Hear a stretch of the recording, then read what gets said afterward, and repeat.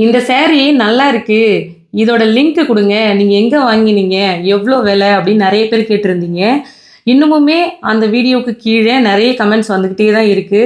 அதனால தான் அத பத்தி ஒரு வீடியோ போட்டுறலாம் அப்படின்றதுனால இந்த வீடியோ போட்டிருக்கேன். என்னன்னா, அந்த புடவ வந்து நான் எங்கேயுமே ஆன்லைன்ல வாங்கல. சொல்லப்போனா நான் புடவையே எப்பவுமே ஆன்லைன்ல வாங்கவே மாட்டேன்.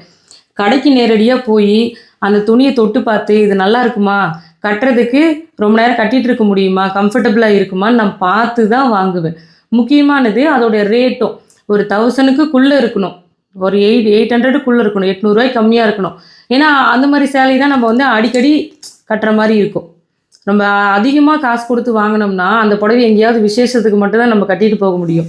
அதனால தான் நான் வந்து அந்த ரேஞ்சுக்கு சாரி வந்து வாங்குவேன் எப்பவுமே.